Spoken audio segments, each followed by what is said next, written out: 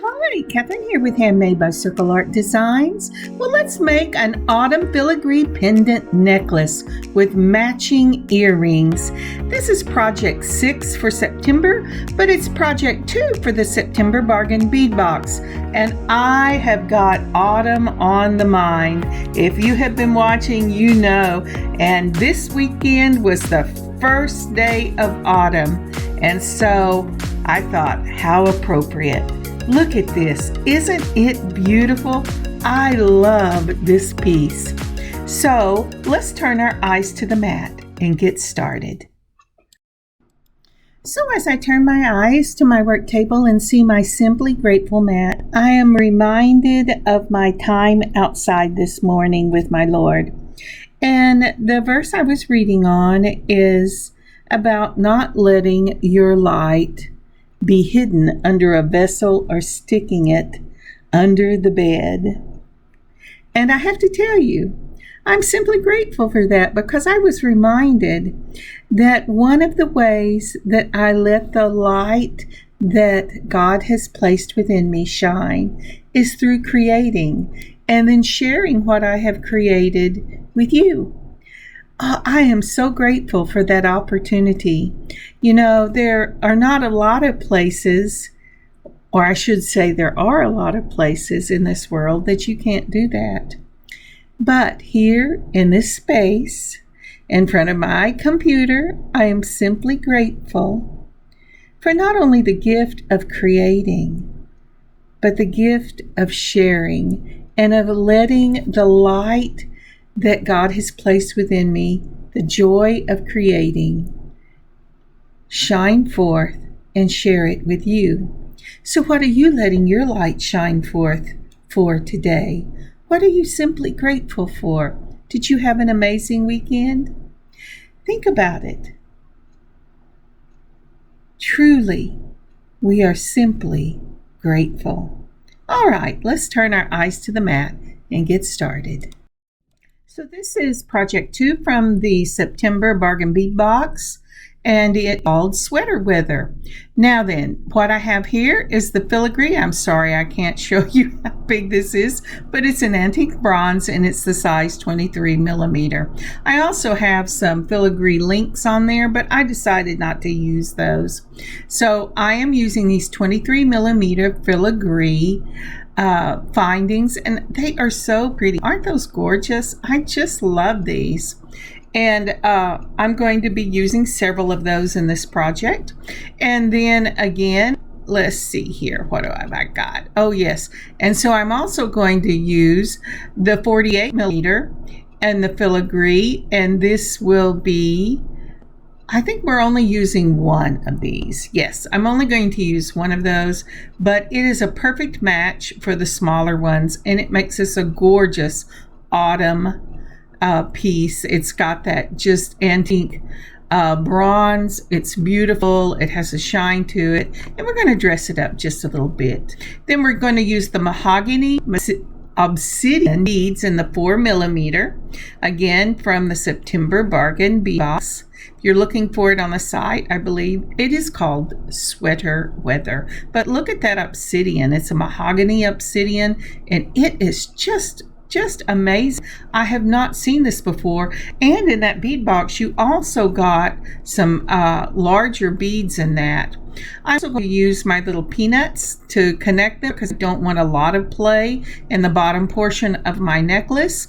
And these I got off of Amazon. I love these little links. I think they're also called maybe figure 8 links, but the lady who introduced them to me, she called them little peanuts, and that's what I call them. I'm also pulled out my millimeter in that antique bronze, and let's see, and I'm going to be using some of the 20 gauge, and this is, it's not really gold, it's a color between gold and bronze, and that's what I'll be using. Then in the antique bronze, again from the Bargain Bead Box, I have pulled the chain they gave me this time, and this is a beautiful chain. Look at that. Isn't that pretty? And you know, I had enough of this to do a second piece with it, so I'm very pleased. All righty. And that is what we're going to need for the necklace. So let's start off with the largest of these beautiful filigree pieces, and let's lay this out the way I want it to go. Now, I really like this look right here. I think that's really, really pretty. But I'm going to add to it these little obsidian, the mahogany obsidian beads. And you know, they fit perfect in that hole. And I'm going to show you the way I put them on. If you wanted to put them on a different way, you know, a better way than I do, you know, that's amazing. You could share. But I tried the 24 gauge and it broke. It was just too much when you were wrapping it around the hole. So I went to the 20 gauge. I'm going to cut off about 2 to 2.5 inches of my 20 gauge wire. Then I'm going to go ahead. Let's move some of these over. And then I'm going to put one of the mahogany obsidian beads in that 4 millimeter. And now I'm just going to say either mahogany or obsidian because it's a tongue twister for me. But once I get it about in the middle, I'm going to take my chain nose pliers and well, first it's going to jump off, so I'm going to stick it back on. But I bent it down. And then I will mash that 20 gauge wire on either side of this bead. Now this is a little hard for me to do because I don't have a lot of strength in my hands. So we're going to try this again. I put it down and now I'm going to go ahead and I'm going to bend it on the other side. Now you can do that. It leaves a little more of the wire than I wanted it, so I'm going to take my fingers and mash it down, and then I'm going to take my round nose. I'm just playing with it here because I really want it to be snugger. Is that a word? I want it to fit snugly up against that bead. Now if you have a lot of hand strength, that would be amazing, but I don't. So let's try my nylons, and that's going to catch it for me. So if you need a little help, I can tell you after using everything I had in my tricks, it is the nylons that are giving me the best grip on this and mashing it the closest to that bead. And so right here I'm straightening it so it's in the middle, making sure that's going to work. And then I'm going to take it and put it through either side of the hole. Not through the hole itself, but I'm going to put it on one leaf shape, and then I'm going to go straight across, put it on the other, and then I'm going to bend these in opposite directions, just like this. You see that? All right, then the next thing I'm going to do is I'm going to mash this down so that the bead will be in the hole itself. And I'm making sure that I'm mashing the wire flush up against that filigree. And then what I'm going to do, get your hands back in, Kathryn. Then what I'm doing is I am putting it over the wire on either side and just crossing it over so that it will make a half a loop and catch it. And then I'm going to go ahead and mash this down again. But let me see. Are you going to get it inside so people can see? There you go. So what I'm doing is holding one wire and I'm mashing it around that wire. Then I'm going to go to the other side and I'm going to mash it in the opposite direction. Again, around. Sometimes you have to go under, but I'm going to catch these wires together. Let's see here. And then it should look just like that. Make sure that's in the hole really well. And then we can go ahead and raise it up just a little bit to get your flush cutters in there and cut it as close to the bead itself as possible so that it is not showing in the filigree itself. Now you say, well, what about the ends? Well, I will tuck them, but what I'm going to do is I am going to use Gorilla Glue on the back.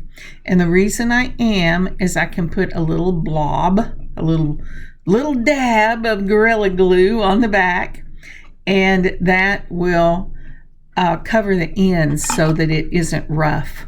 And here's my Gorilla Glue, and I'm going to show you how I do that. And make sure that you have mashed it down with your nylons. Use a nylon pliers on this so that you do not scar it. But here I am just putting some on the tips of the wire first, so that it will have a nice little covering on the tip where it would be rough. And then I've gone ahead, because I like it to be secure, I've gone ahead, I mean, I'm sure you do too, but I'm kind of crazy about that, and put an extra little dollop of this. That's what I needed, a little dollop. You know that's my word. I know it's not for eating, but that's how I say it. A little dollop. And I'm going to let that dry overnight. And I'm going to go ahead and do the same thing to the other one of the 23 millimeter and of the 48 millimeter. I think it was 48, maybe 44 millimeter, and let them dry overnight. And then we will be ready to start. So I'll see you in just a minute, even though it's going to be overnight for me.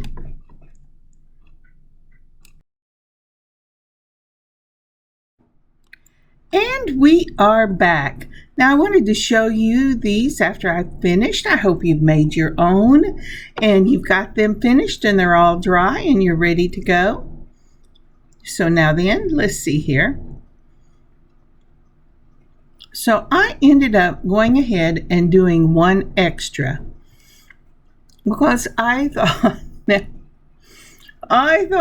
when I put the two up there with just the large one, it had this little Mickey Mouse feel to it. And I went, no, that's not what I want to do. So I thought I would add one more down at the bottom and give it that lovely Y shape. Now then, these are my peanuts, if you can see them just like that. They're open on one end, closed on the other. I like to put the closed end to the front. So I'm just going to take this and put it onto one of those little points coming out right in that circle. I'm going to take my chain nose pliers and I'm going to close that down just like that. And it's really important that you get this closed because these are thinner components and it will slip out on you if you do not. So just like you would with a jump ring, except you don't have to open them because they're already open for you, you can go ahead and just use your chain nose pliers and make sure it's good and closed, just like that. That's what I'm looking for right here. All right, so now then I have got those two for the top ready, and I am looking for the piece. There you go. I'm looking for where I'm going to put it on the other side. I will be putting it on one of the points coming out, just like that. I'll skip a point, and then I'll put the other one on the point on the other side. So put it on a point, skip a point, and then go ahead and put the other one on the other side. And when I say point, if you look and you have the same filigree, these have three little circles. One of them jets out into the middle, and that is the piece that I'm using. And again, I'm closing it. I'm making sure now that I have got the solid end of these little peanuts facing the front. Now I'm going to go ahead and put this on the bottom, and I really like that look. I think it turned out beautifully. And so the point that was in the middle, I'm going straight down from the point that is in the middle. That will be the middle of this pendant. I'm going to go ahead and slip that in that middle point just like that. And I'm going to close it up, and then I will put it on the last of the filigree points. And this will make the center of our necklace. This is the statement piece. And so this is, I think it's gorgeous. I'm going, okay, let's not get one going one way and all the rest of them the other. And the really nice thing about putting that Gorilla Glue on as a cushion on the back is that it protects your clothes, but you know that these lovely little obsidian beads are just really held well on there. Can't go wrong with that. Now, isn't that pretty? That is just so pretty. I love it. All right, now we need to do the next part of this bracelet. I'm sorry, of this necklace. I have bracelet. Okay, it's been 24 hours. And it's time for me. I needed to eat some breakfast. All right, so let's go ahead and let's do the next section, which will be the beaded obsidian. And while I run real quick and get me a cup of coffee and some protein, would you please take a moment and like, comment, and share this video. And if you haven't subscribed yet, please subscribe. And don't forget to click that notification bell so that anytime I put something up, you will get notified of it. Thank you so much. All right, let me get back in just a minute when the brain has cleared up.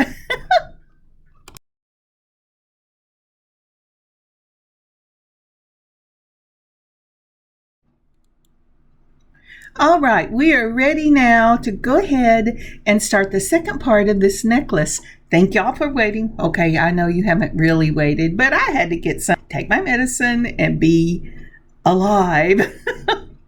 So the first thing I'm going to do here is I am going to go ahead and make those head pins that I have into eye pins because I did not have any eye pins. This will be a beaded section of the necklace.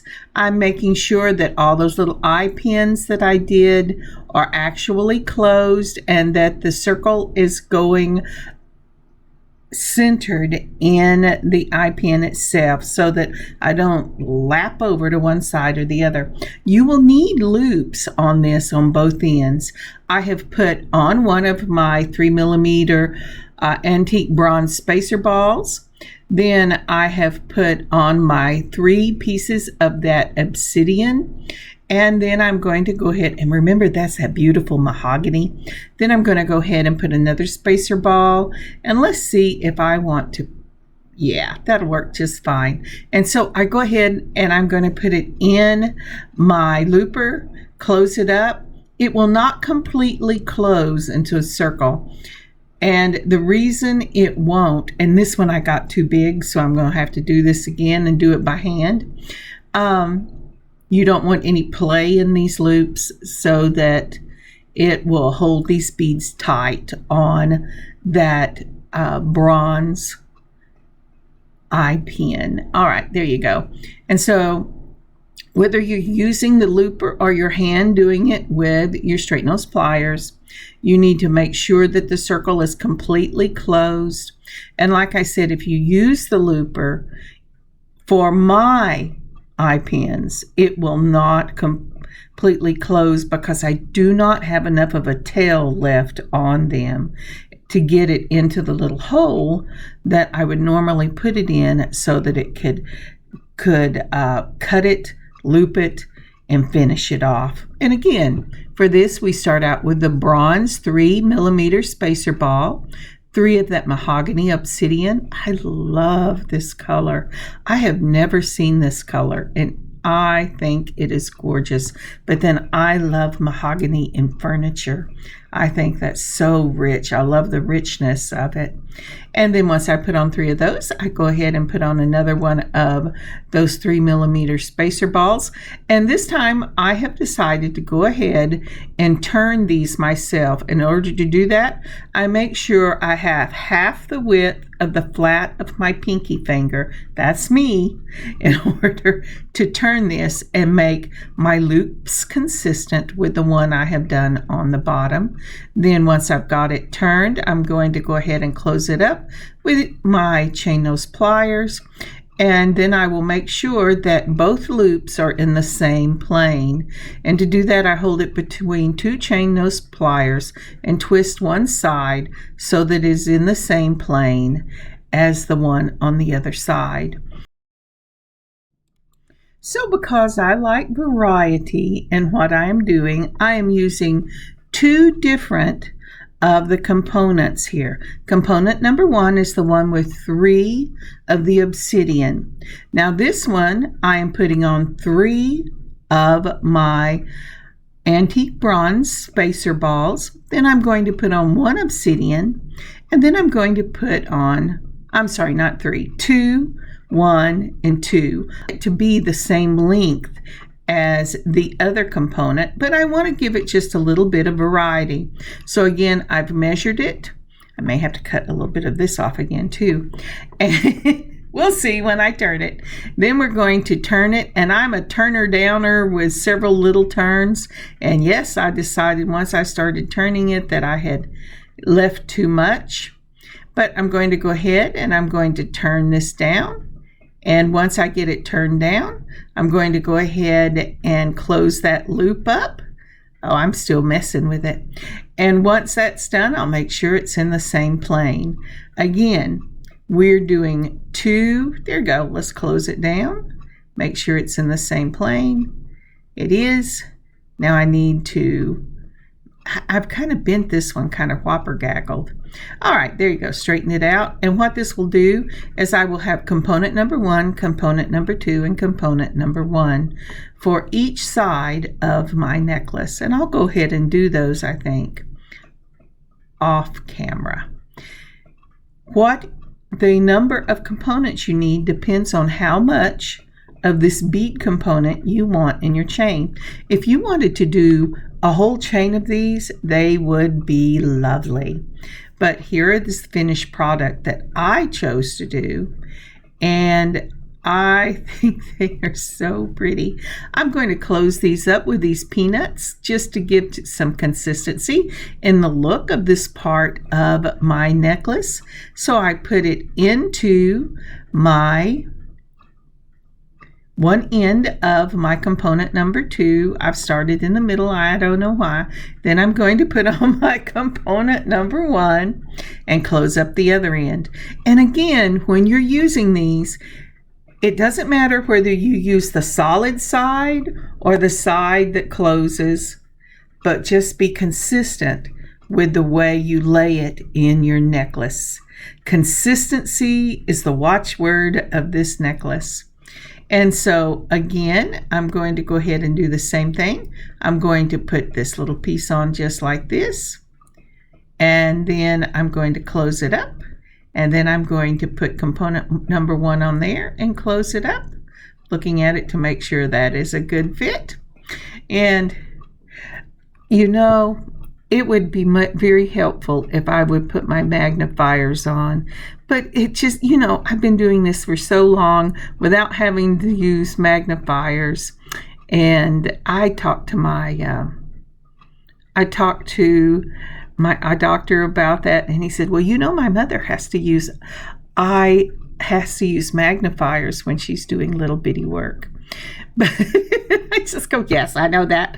But anyway, here you go. This is what this looks like when you have both sides finished, and we are ready. I'm cleaning this off a little bit to bring this in, and we're going to go ahead and put the 2 sides together. Now then, how am I going to decide where to put these beautiful little chains? I'm going to go straight across from where I put the original peanut on these small filigrees. So if you will look, if you follow your line, it goes from where I attach the small to the large, straight across the center of the obsidian, and comes out the other side. So everything lines up. There's no guesswork. That's one of the things I like about working with filigree, is because it has this beautiful consistent pattern to it. It's open, it's airy. I just love it. All right, so now then, I am ready to go ahead and close this other side, and then we're going to go ahead and put on the chain.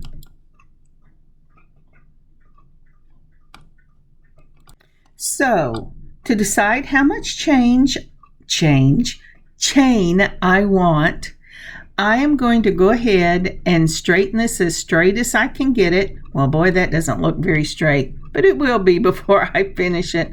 And I'm going to go ahead and pull this this beautiful chain. It's again in the antique bronze that came with the September Bargain Bead Box. But say you don't have that chain. And what I am doing is I am going not from my large pendant, but from the small pendant, and I'm measuring out, and I'm sorry you couldn't see it. I don't have enough room for that kind of thing in my little camera space. So I measured it out until I got enough for 28 inches of necklace. All right, to go back to what I was saying. Isn't that pretty? I love that. So what I did was I measured it out and I cut the length I needed to make this 28 inches. Now I'm going to go ahead and put this through the little link that is on here, and then I'm going to close it up. And as I was saying, you do not have to use antique bronze. A copper, an antique copper, is a really lovely mixed metal to go with this, especially with the shine on those filigree pendants. Or you could even use gold. Or what about a leather? That would be beautiful. But it's up to you. This is what I decided to do, and because I think this is gorgeous chain. So once I get that done, I am going to go ahead and put the other side of the chain on. Most of the time, if you watched me for any length of time, unless I'm selling it or know I'm going to sell it, I make a continuous loop for my necklaces, so I don't have to mess with the stuff at the back of my neck, because I wear them long anyway. But whether you wear them long or short, you can do yours this way. You have added the length that you need. Make sure you remeasure if you haven't done this a lot once you go ahead and get that chain on, because you can always put little snippets of chain in a little baggie and use it for something else. But once you make sure that it's the size you want it to be, then go ahead and clip the very middle of that chain. And that's what I did just now. Once I get that done, for this piece, I'm adding a lobster claw clasp. Now, the reason I am is because this is such a lovely piece that if I want it shorter, this chain is big enough that I can clip into the chain anywhere that I want. But if it's a continuous, then I can't. But I can see this particular statement piece and that beautiful antique brass and that mahogany. I can see wearing it with lots of different things and different necklines. So I've opened up a copper jump ring, because that's all I have, and I have put it on the lobster claw clasp, and I'm taking that little, I don't know what you call that thing, but it came with a lobster claw clasp, and so I'm going to put it on the necklace. And then I'm going to do this on the other side, just like that. I hold my jump rings between two chain nose pliers. I hold one side steady, and then I turn the other side. Then I'm going to go ahead and put whatever this little thing is called. If you know it, type it in the bottom, because I don't know what you call it. But it came with these, so I'm putting it on. And then I'm going to close it up. This gives me the ability to wear it at 28 inches, which is about what I wear most days with most things. But occasionally, I want something to fall a little shorter. And this is stunning.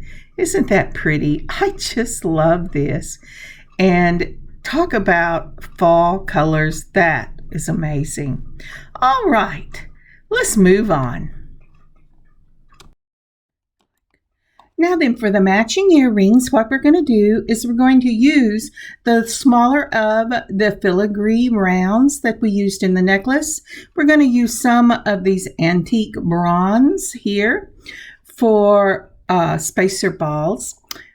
And we're going to use some of that mahogany Obsidian. I really do love this. I'm going to check and see if they have some more because this is amazing.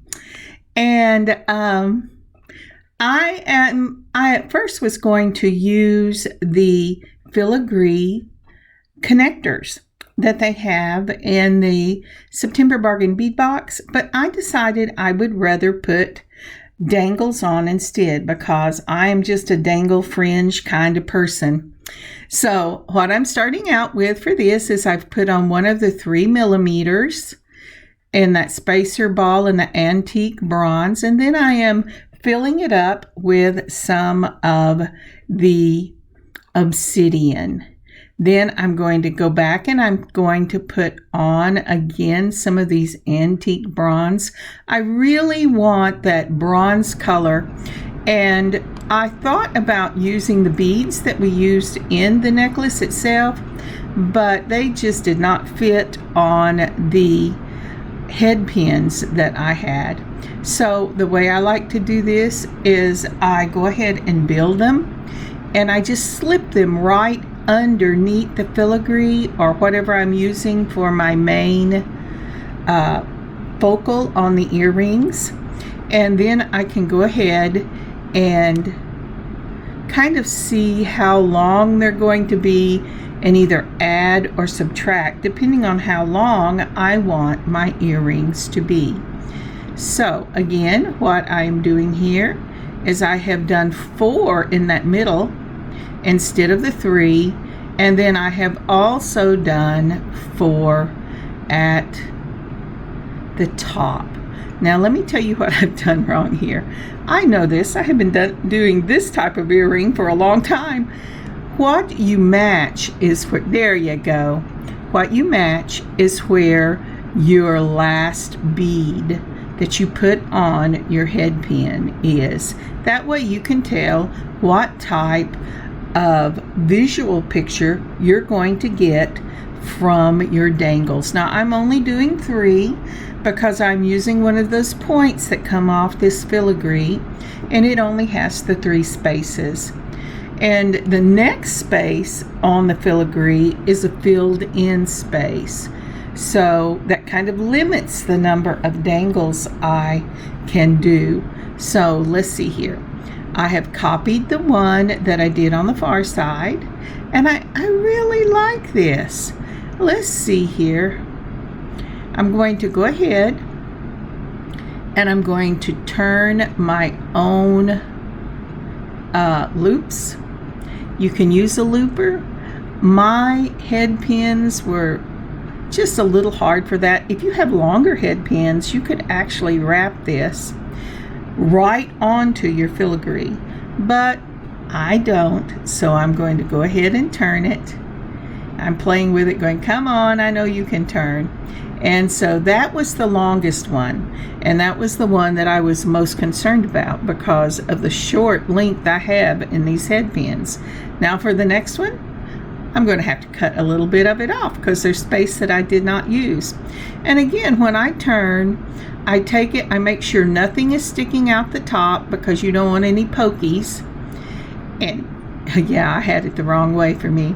And then I'm going to go ahead and turn that slowly. A lot of people I see can turn those loops and they just get it on there, but that's not the way I do it. I take little bitty turns until I get it where I need it to be. Then I use my chain nose pliers and close it up and make sure that it's sitting right over the top of the last bead. Again, I measure with my pointer finger. I cut my loop halfway across my pointer finger, which means I put the last bead in the middle of my pointer finger, and then anything that sticks out on the other side I cut off. And this is really a tried and true method for me, and you have to make the tried and true for yourself. So with the magic of video, I've got this done for both sides. The next thing I'm going to do for these, I am going to use my oval antique bronze jump rings. The thing I like about jump rings, there's a lady named Thunder Horse Creations, and her channel, and she introduced me to oval jump rings. And one of the things she said was, because the slit is on the side, it is less likely to pull open. And I have found that to be true. And I love this antique bronze on antique bronze with that obsidian. It's just beautiful. A twist of one wrist to open it, a twist of one wrist to close it, so that you do not strain the metal. Like clay, the more you twist it, the more strained it is, and it makes a weak spot, and it's more likely to come apart or break on you. So one wrist, hold the other one steady, and do just a nice little twist, just like that. Touch the top to make sure it's really closed. Sometimes that does not work for me, but most of the time it does. And again, hold it between two chain nose pliers. Twist one side, one wrist, open it up, put your component on, and then your dangle. You can do it either way, but be consistent with the way that you do it. And then fill the top to make sure it's closed. And this is ready for your ear wires. Let's do the other side. Ta-da! Isn't that cool? I love it. Just going, here, I've got it done for you. I wish it was really that easy in real life. All right, for this, I want the filigrees to show. So I'm going to twist that loop on my fishhook wires so that it is facing front, and both the loop I am going into with the jump ring and the loop on my ear wires are facing in the same plane. That way they will face forward. If they're both facing in the same plane, the opposite direction, they'll face to the side. It just depends on which way you want yours to face. All right, again, I'm putting on my component, then I'm looking for the front of the ear wire, touch fronts together, put it on the jump ring, close it with one wrist, and touch it to make sure that it is closed. Now, let's do this one more time. We're going to open up the jump ring. Remember, I've already turned my loops so they're in the same plane. I'm going to put on, I almost put it on backwards. Put on the component first, then with right sides touching, I'm going to put on my wire and close it up. That way, when you put on your earring, the front is facing you and not the back. Consistency is the watchword. Now, aren't those beautiful? Let's move on. Now, isn't that lovely? I just love this. Now then, if I was making this necklace again, after seeing the dangles on here, maybe instead of one more of the filigree at the bottom, which is beautiful, I love that look, I might go ahead and put those dangles on the bottom. That would look beautiful too. But whether you decide to put a tassel, beaded dangles, fringe, filigree, it doesn't matter. It will all be beautiful and give you just a little more length in this piece. But maybe you don't want a little more length in this piece. Then just leave off whatever you're going to put on the bottom of this beautiful bohemian style filigree necklace. It is gorgeous, really, really gorgeous. Isn't that pretty? And I love this color. This antique bronze is perfect for fall. And I don't know about you, but we have fall weather starting, well, not weather, but at least the want to of weather, starting in September, then in October, and by February, we really have some color normally. And so I take advantage of every moment I can squeeze into fall. And having something like this that would look beautiful any time of year, but is especially beautiful in the fall, is just perfect. All right, let's look at some pictures. Thank you so very much for joining me today. I had such a fun time designing this beautiful piece. It makes my heart happy just looking at it, and I hope it makes your heart happy too. Look in your own stash, see what you have. Maybe go online or in your own store in shops in your area and see what components you can find. This is truly a wonderful piece to make for fall or any time. God bless you and God keep you safe this week, and I hope you have an amazing rest of your week. Kathryn, Handmade by Circle Art Designs. God bless y'all. Happy beading!